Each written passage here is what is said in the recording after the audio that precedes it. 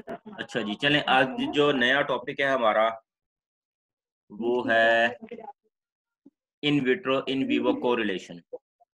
तो इससे जो इसका मकसद जो है वो सारा ये है कि हमने इन विवो स्टडीज को जो है वो मिनिमाइज करना है, वो कोशिश करें कि इन विवो स्टडीज कम से कम हो। तो इन विवो स्टडीज ना सारे कर माइक ऑफ कर दो प्लीज। अच्छा जी, एक मिनट।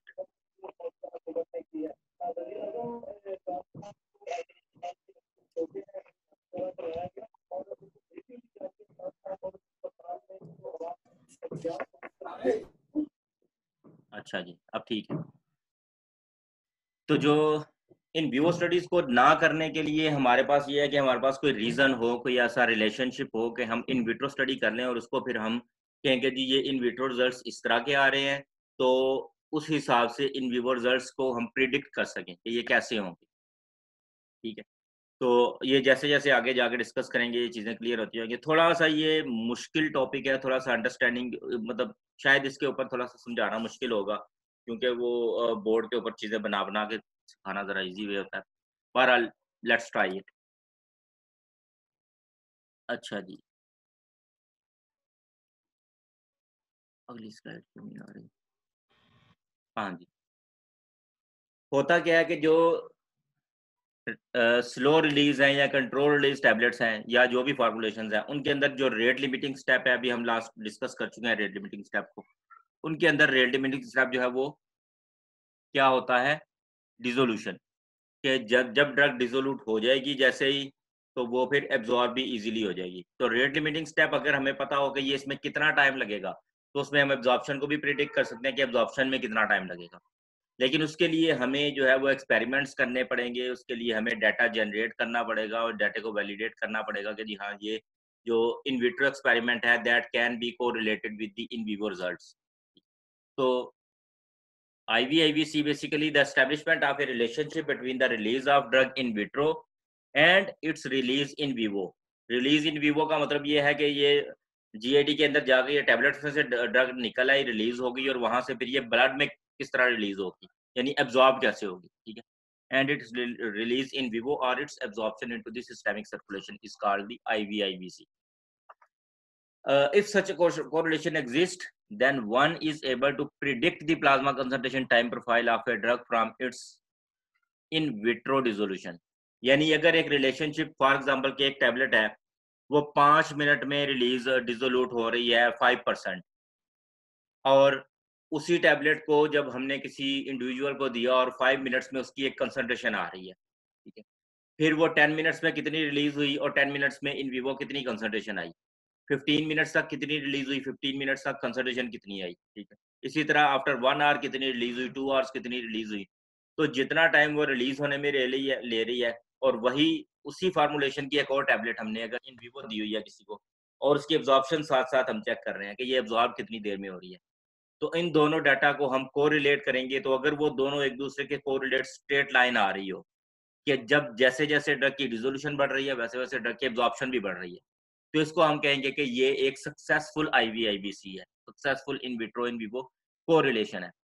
फिर नेक्स्ट टाइम हमने अगर उस ड्रग की एब्जॉर्प्शन को चेक करना है तो उसमें हमें एब्जॉर्प्शन चेक करने की जरूरत नहीं पड़ेगी, हम सिर्फ इन विट्रोस की डिसोल्यूशन चेक करेंगे और डिसोल्यूशन चेक करके हम प्रिडिक्ट कर लेंगे कि इसकी एब्जॉर्प्शन कैसी होगी आफ्टर कितनी देर के बाद ये ड्रग कितने परसेंट एब्जॉर्ब होगी।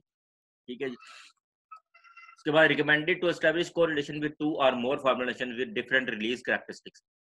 यानी ये सिर्फ ऐसा नहीं है कि एक ही फॉर्मुलेशन आपने ली है, एक जो है वो इमीडिएट रिलीज टैबलेट ले लिया और उसका आपने कोरिलेशन एस्टैब्लिश कर लिया और वो ठीक है। ये बेसिकली ये फार्मूलेशन की प्रॉपर्टी हम चेक नहीं कर रहे, ये हम उस ड्रग की प्रॉपर्टी चेक कर रहे हैं कि ये ड्रग जो है उसकी ड्रग की प्रॉपर्टीज में जो सबसे इंपॉर्टेंट कंसिडरेशन होती है वो उसका BCS क्लासिफिकेशन है, कि एक ड्रग अगर डिसॉल्व जल्दी हो रही है और वो परमिबिलिटी भी उसकी अच्छी है, वो एब्जॉर्ब भी जल्दी हो रही है, तो उसके लिए तो हमें कोई प्रॉब्लम नहीं है। लेकिन एक ड्रग अगर डिसॉल्व स्लोली हो रही है लेकिन एब्जॉर्ब वो फास्ट हो रही है, तो उसमें फिर डिसोल्यूशन के ऊपर डिपेंड करेगी उसकी एब्जॉर्प्शन, जैसे जैसे डिसोल्यूट होती जाएगी वैसे वैसे एब्जॉर्ब होती रहेगी उसकी। ठीक है, तो उसमें सिर्फ एक फार्मूलेशन के साथ हम नहीं कर सकते, इसमें हमें ज्यादा फार्मूलेशन लेनी पड़ेगी। स्लो रिलीज है, एक्सटेंडेड रिलीज है, इमीडिएट रिलीज है। ताकि हमें पता चले कि ये हर तरह की रिलीज फार्मूलेशंस के साथ इसका जो है वो रिलेशनशिप सेम है, कि जिसमें जल्दी रिलीज हो रही है उसमें जल्दी एब्जॉर्ब हो रही है, जिसमें डिलेड रिलीज है उसमें एब्जॉर्प्शन भी उसकी डिलेड है। उसके बाद बेनिफिट्स क्या है इसके, ठीक है। बेनिफिट्स इसके, दी better understanding of the release properties of the drug product, कि हम ड्रग की रिलीज प्रॉपर्टीज को बड़ा अच्छी तरह अंडरस्टैंड कर सकते हैं कि वो डिसोल्यूट किस तरह होगी फ्रॉम द फार्मूलेशन, ठीक है।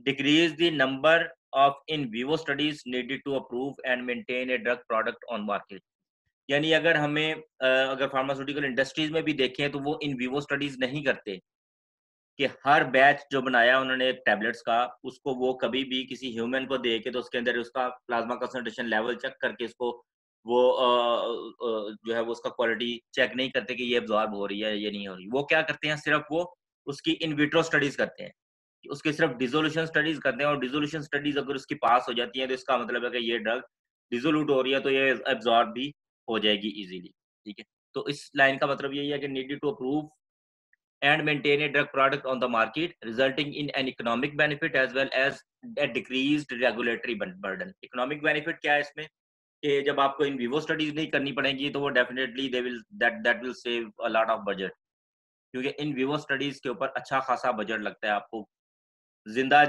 जानवर चाहिए हैं या ह्यूमन चाहिए हैं जिसको आपने ड्रग देनी है, फिर उसके ब्लड सैंपलिंग करनी है, फिर सैंपलिंग के बाद उसका प्लाज्मा में से ड्रग एक्सट्रैक्शन करनी है, उसका एनालिसिस करना है, तो ये बहुत लंबा चौड़ा एक काम है। तो उसको प्रिवेंट करने के लिए हम अगर इन विवो इन विट्रो को रिलेशनशिप एस्टेब्लिश कर लिया हो तो उससे फिर ये हमें इन विवो स्टडीज नहीं करनी पड़ेंगी, जिसकी वजह से बहुत ज़्यादा इकोनॉमिक बेनिफिट्स भी है और रेगुलेटरी बर्डन भी कम हो जाता है। रेगुलेटरी बर्डन मीन के जब आपने इन विवो स्टडीज करनी है उसके लिए आपको डेफिनेटली एथिकल अप्रूवल लेना पड़ेगा, उसके लिए बहुत सारी जो है वो आपको ये जो गुड क्लिनिकल प्रैक्टिसेस हैं उनको आपको फॉलो करना पड़ेगा, गाइडलाइंस को।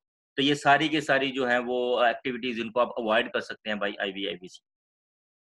And set the clinically meaningful dissolution specifications based on the predicted plasma concentration time profile, ठीक है, कि हम time plasma concentration time profile को प्रिडिक्ट कर सकते हैं with the help of dissolution studies, कि जब डिसोल्यूशन हमने कर ली तो उससे हमें पता चल जाएगा कि ये कि एक फॉर एग्जांपल एक फार्मूलेशन एक्स है, वो कितनी देर में डिसोल्यूट हो रही है तो वो कितनी देर में प्लाज्मा में जाएगी।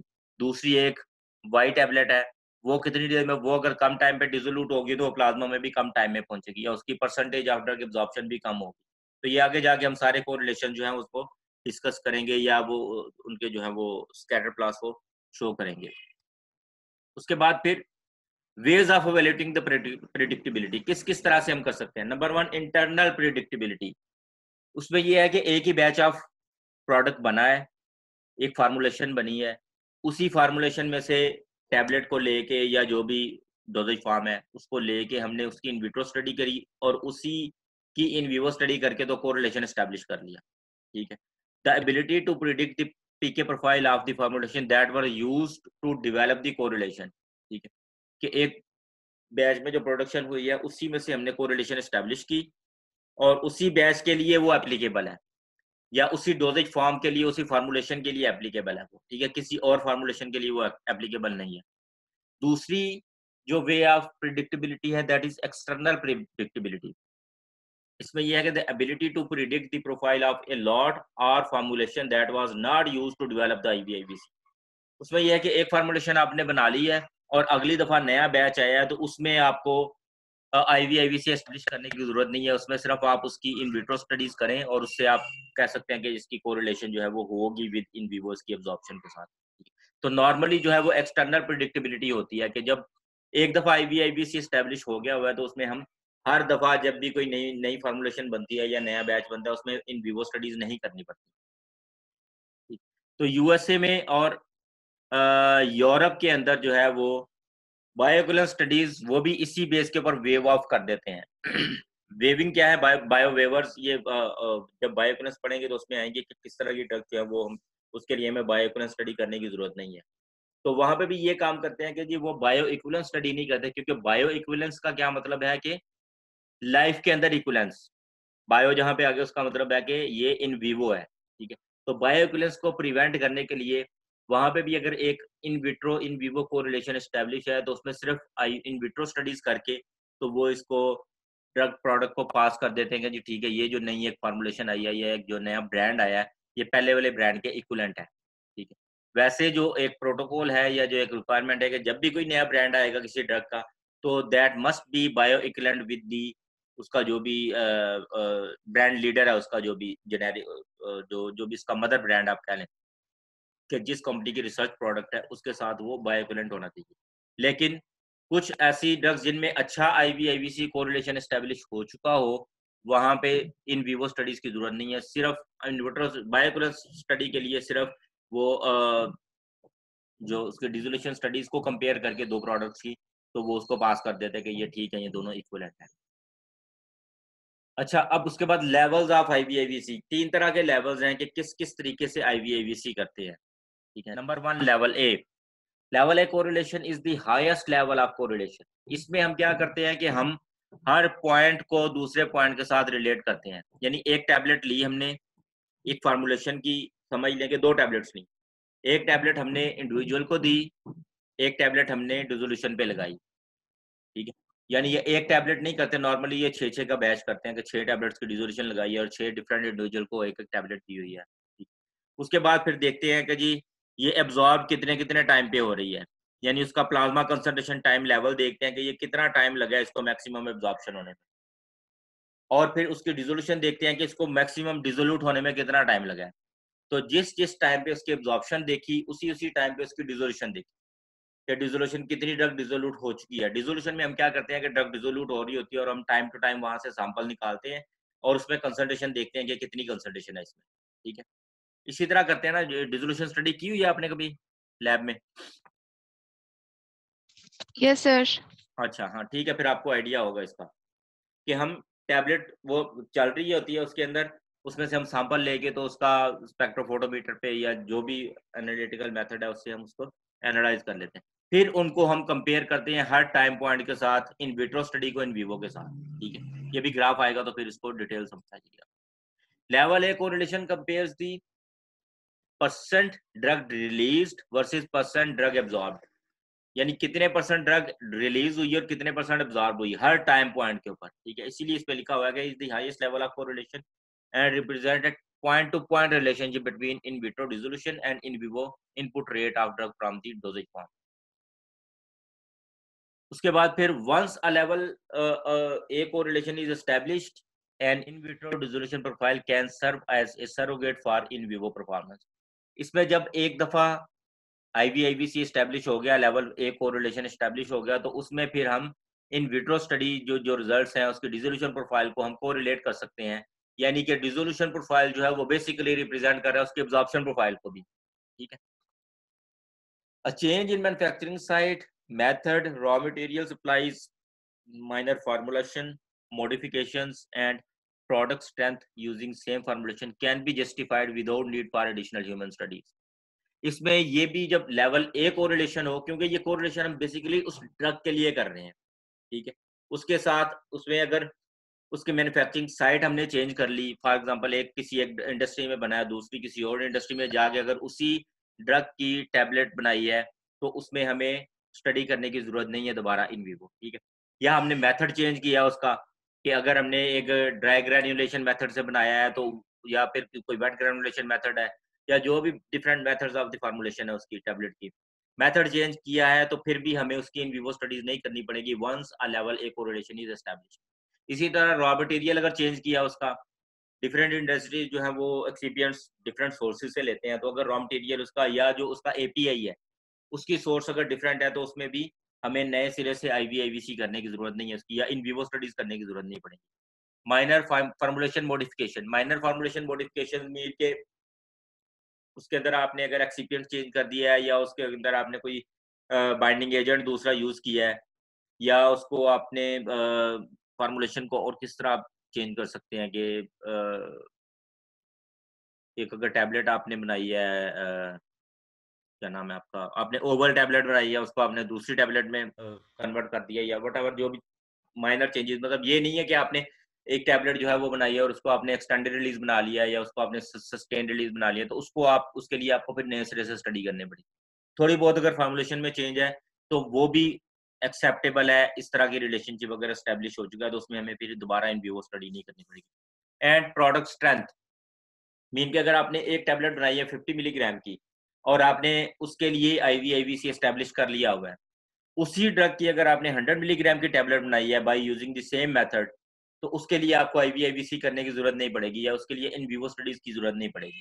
ठीक है, उसमें आप सिर्फ उसकी डिसोल्यूशन स्टडीज करें और डिसोल्यूशन स्टडी जो है वो आपको जो है वो प्रिडिक्ट कर देगी कि जी इस ड्रग की एब्जॉर्प्शन कैसी होगी इन विवो। ठीक है जी। उसके बाद an in vitro dissolution test is made meaningful and clinically relevant quality control test that can predict the in vivo drug product performance. इसमें ये जो बात हम पहले कर चुके हैं तो सारी बात का मतलब यही है कि इन विट्रो डिसोल्यूशन टेस्ट जो है वो जो clinically relevant quality control test है। Clinically relevant quality control test क्या है कि उसकी आपने उसकी एब्जॉर्प्शन चेक करनी है, उसकी ड्रग का एयूसी चेक करना है उसका। ठीक है, उसकी जो एब्जॉर्प्शन वाले पीके पैरामीटर्स हैं, सी मैक्स उसका क्या है, टी मैक्स क्या है, एयूसी क्या है, उन सबको चेक करने की जरूरत नहीं, सिर्फ आप इन डिसोल्यूशन टेस्ट करके तो उसको जो है वो प्रिडिक्ट कर सकते हैं इन विवो ड्रग प्रोडक्ट परफॉर्मेंस को। अच्छा जी, उसके बाद लेवल ये सॉरी, ये क्या है कि जी एक टैबलेट दी किसी पेशेंट को, plasma drug concentration versus time, कि ये ड्रग कंसंट्रेशन है, ये टाइम है। तो जैसे जैसे टाइम गुजर रहा है ड्रग की एब्जॉर्प्शन हो रही है और ये फिर साथ उसकी एलिमिनेशन भी स्टार्ट हो गई। तो यहाँ तक मैक्सिमम ड्रग की एब्जॉर्प्शन हुई है। ठीक है, अब इस एब्जॉर्प्शन को उन्होंने इस फॉर्म में कन्वर्ट कर दिया कि फ्रैक्शन ऑफ ड्रग एब्जॉर्ब्ड, के 2 आवर्स 4 आवर्स 6 आवर्स 4 आवर्स तक उसकी एब्जॉर्प्शन हो रही है, तो ये 1 आवर में इतना फ्रैक्शन, उसका 0.4 उसका फ्रैक्शन एब्जॉर्ब हुआ है, 2 आवर्स में ऑलमोस्ट 0.7 मीन 70% ड्रग एब्जॉर्ब हो गई, 2.5 आवर्स में ये 80% के करीब, 3 आवर्स में मोर देन 80%, 4 आवर्स में ये 100% ड्रग एब्जॉर्ब हो गई। यानी यहाँ पे ये 100% हो गया, उसके बाद उसकी एब्जॉर्प्शन फ्रैक्शन ड्रग एब्जॉर्प्शन ये स्ट्रेट हो गई। इसका मतलब है मैक्सिमम ड्रग जो है वो एब्जॉर्प्शन यहाँ तक हो चुकी है। ठीक है, अब ये 1 2 3 4 5 6 पॉइंट्स हैं कि इस टाइम के ऊपर कितनी परसेंटेज ऑफ ड्रग जो है वो एब्जॉर्ब हो चुकी है। ठीक है, अब उसी टैबलेट की इन विट्रो स्टडी की percentage of drug dissolve in vitro. ठीक है, ये 10 मिनट्स 10 आवर्स 20 आवर्स 30 आवर्स, तो इसमें ये 0 टाइम पे 0% ड्रग डिजॉल्व है, 1 आवर पे इतनी है, 2 आवर्स पे 4 आवर्स, ये टाइम गुजरता जा रहा है और ड्रग की डिसोल्यूशन परसेंटेज बढ़ती जा रही है और ये मोर देन 80% या ऑलमोस्ट 100% ड्रग जो है वो आप दे सकते हैं कि ये 25 आवर्स या 24 आवर्स तक ये डिजॉल्व हो चुकी है। अब आपके पास एक ये डाटा है जिसमें परसेंटेज ऑफ ड्रग एब्जॉर्ब्ड है और एक ये डाटा है जिसमें परसेंटेज ऑफ ड्रग डिजॉल्व्ड है। इन दोनों का कोरिलेशन जो है वो बेसिकली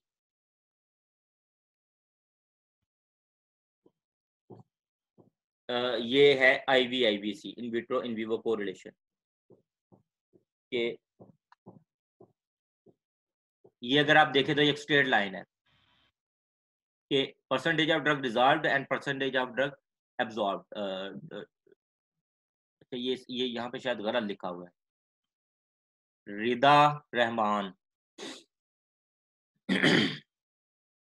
क्या प्लीज इसके ऊपर ये ना करो। ठीक है,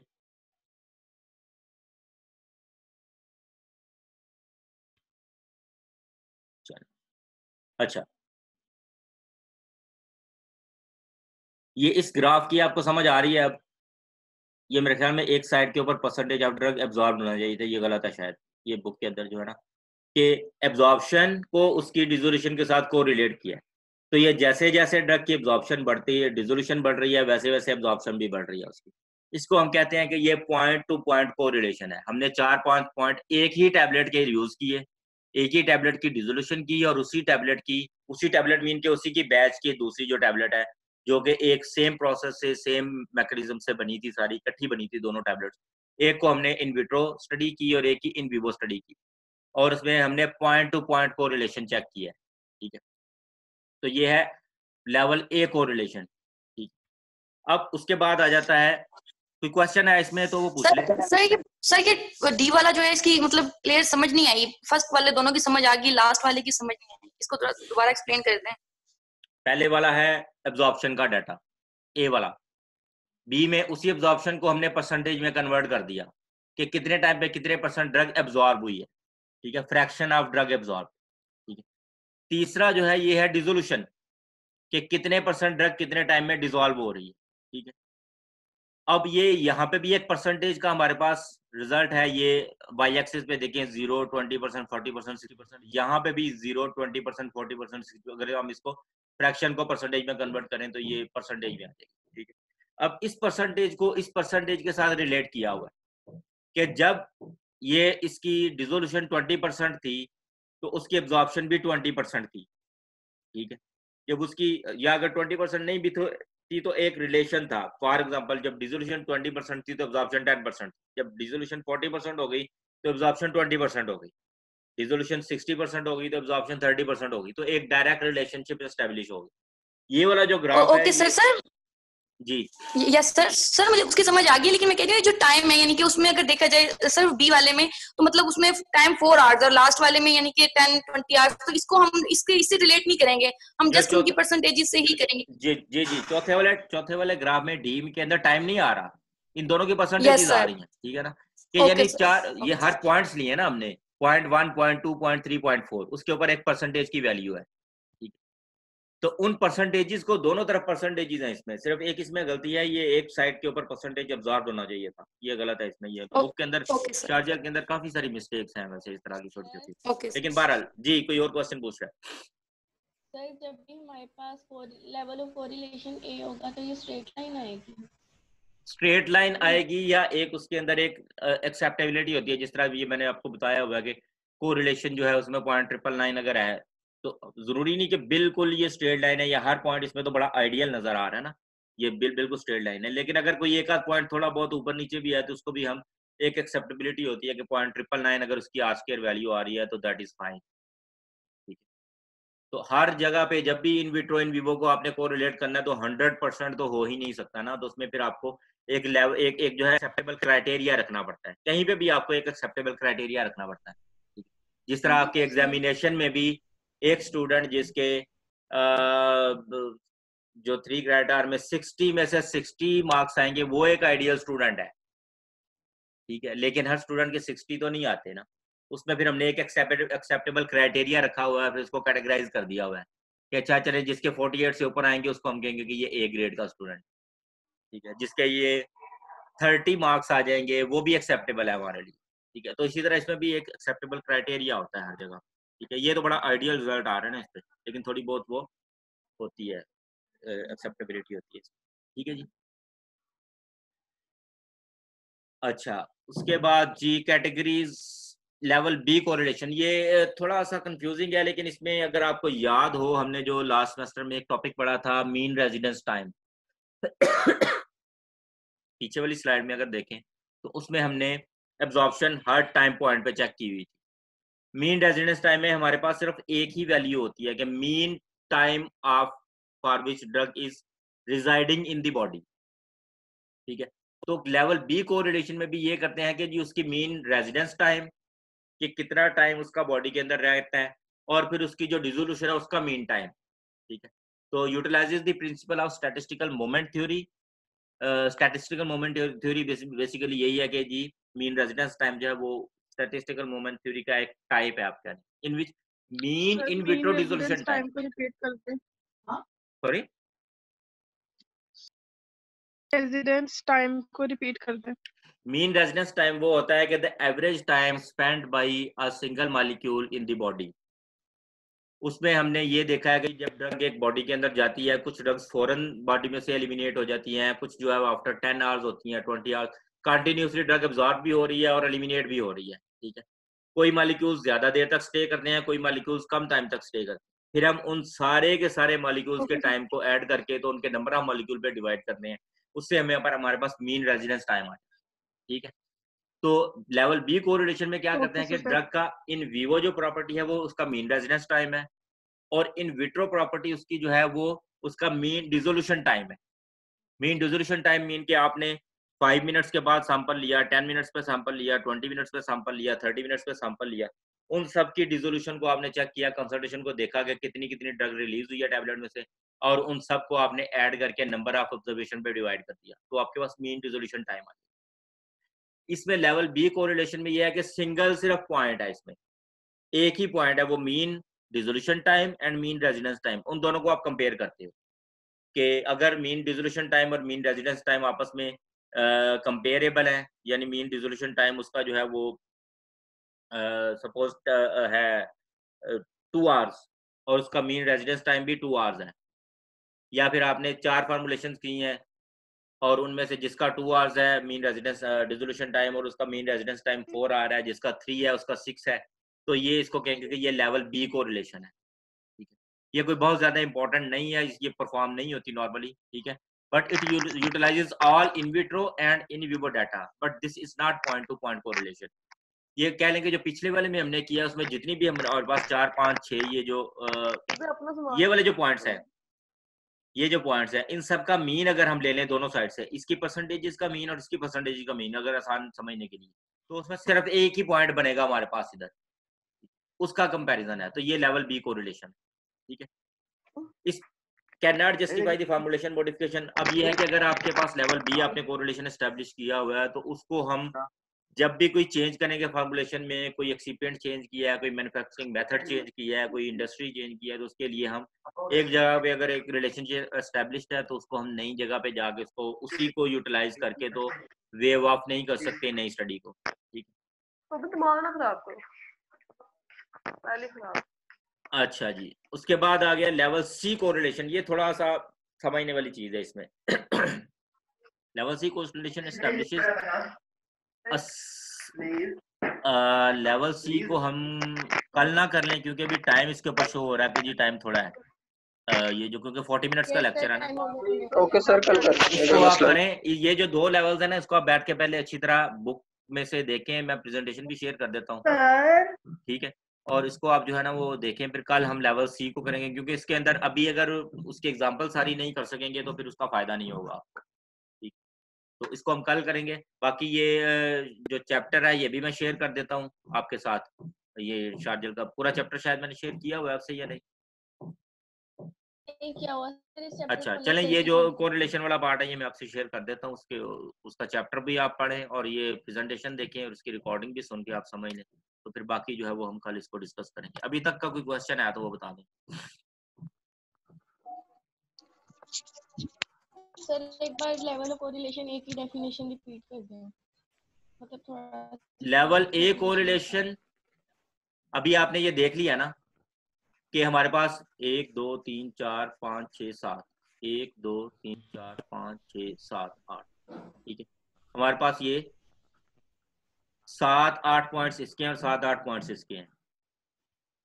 percentage of drug dissolve absorbed, percentage of drug dissolve, और उन सबको हमने आपस में कंपेयर कर लिया एक ग्राफ में, एक पॉइंट दूसरा तीसरा चौथा पांचवा छठा सातवां आठवां, इसका यानी ये पहले वाला पॉइंट इसका ये है और इसका ये है, उसका ये पॉइंट आ गया, दूसरे की ये वैल्यू इसकी है और ये वैल्यू इसकी है, ठीक। अब इसकी डेफिनेशन देखें, is the highest level of correlation and represents a point-to-point relationship between in vitro dissolution and in vivo input rate of drug from the dosage form. In vitro dissolution and in vivo absorption अगर आप इसको कर लेंगे तो ये आसान समझने के लिए, ये जरा लैंग्वेज थोड़ी दूसरा वर्डिंग यूज करके, input rate of drug from the dosage form mean के ड्रग की एब्जॉर्प्शन, इन विट्रो डिसोल्यूशन और इन विवो एब्जॉर्प्शन की परसेंटेजेस को कंपेयर किया है, और वो फिर उसने जो है वो IVIVC जो है वो रिलेशनशिप एस्टैब्लिश हो गया, तो इसको हम कहेंगे कि ये लेवल ए कोरिलेशन है। जब ये एस्टैब्लिश हो जाता है तो उसमें अगर हम छोटी मोटी चेंजेस कर भी लेते हैं कि जो है उसके अंदर रॉ मटेरियल चेंज करते हैं, मेथड चेंज करते हैं, मैन्युफैक्चरिंग साइट चेंज करते हैं, या डोज की स्ट्रेंथ चेंज करते हैं, तो उसमें हमें नए फार्मूलेशन के लिए IVIVC एस्टैब्लिश करने की जरूरत नहीं है। यही वाला IVIVC वहां पे भी यूज हो सकता है, इनके नई फार्मूलेशन के लिए भी हमें इन विवो स्टडी करने की जरूरत नहीं है। इन विट्रो स्टडी जो है वही हमें गाइड कर दे कि इसकी इन विवो क्या परफॉर्मेंस होगी इस ड्रग प्रोडक्ट। जी थैंक यू सर। ठीक है जी, अभी अब जो आज की जो लैब करते हैं ना उसके अंदर हम यही काम लैब में करते हैं, ठीक है, वहां से आपको जरा ज्यादा समझ आ जाएगी इसकी पॉइंट्स की, ठीक है। Yes sir. चलें ठीक है, इसको फिर मैं अभी बंद करता हूँ। तो अभी फिर 5-10 मिनट टाइम तक, क्या? अभी 10 मिनट तक स्टार्ट कर लेते हैं। नया अगला लेक्चर 2 बजे है ना आपका? जी सर। हाँ बस ठीक है, 10 मिनट तक चाय शाय पी लें आप लोग, ठीक है? सर ग्रुप ए और ग्रुप बी दोनों लेंगे या हाँ schedule के सारा वो मुताबिक सिर्फ ग्रुप? उसको मैंने वो जो उसके अंदर मैंने किया हुआ है वो सिर्फ इसलिए कि जो, क्योंकि पहले से ग्रुप्स में हम करते आए हैं तो वो पैटर्न एक वही रहे उसकी जो है, लेकिन हमने परफॉर्म सबने ये इकट्ठा ही करना है इसमें, वो ग्रुप्स अलग अलग नहीं आएंगे। मॉर्निंग इवनिंग दोनों के सारे ग्रुप्स आएंगे, ठीक है ना? तो क्योंकि इसमें हम बार बार जो है वो उस तरह नहीं ना कर सकते कि वहाँ पे तो स्पेस का इशू होता है, यहाँ पे स्पेस का तो इशू नहीं है। यहाँ पे तो हमने एक ही काम एक ही दफा कर लेंगे सारे। चलें ठीक है फिर, थैंक यू।